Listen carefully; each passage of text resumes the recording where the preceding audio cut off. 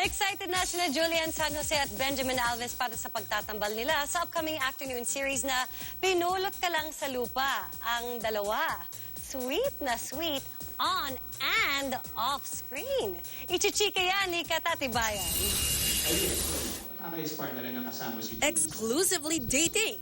Ito ang pag-amin na Benjamin Alves at Asia's pop sweetheart Julian San Jose nang tanungin ang relationship status. All smiles sila at aminadong inspired parati sa taping ng afternoon prime soap na Pinulot Ka Lang sa Lupa. Naipakilala at approve naman daw sa pamilya ni Julian si Benjamin. Basta po, special po si Ben sa akin. I appreciate her more because I see her every day.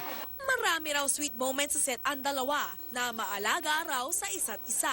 Nagluto siya. Nagluluto naman Nagluto ako. talaga siya. So, naluto mo? Omelette. Upon breakfast kasi yun nga, kanina ako nakakauwi ng bahay. Kahit hindi marunong magluto si Benj, ipinagluto niya ang dalaga ng breakfast kahit slightly sunog ang piniprepare niyang ulam. Touch naman daw si Julian sa efforts ni Benj. Makakasama rin ni na Benjamin at Julian sa Pinulot Ka Lang sa Lupa sina Jean Garcia, Martin Del Rosario at si Kapuso Primera Kontrabida LJ Reyes. Huwag kang umate na kala mo kung sino ka dahil sampid ka lang dito. Bakit?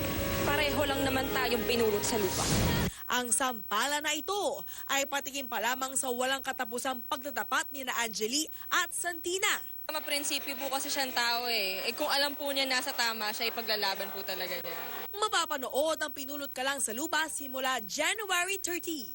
Katatibayan, updated sa Showbiz Happenings.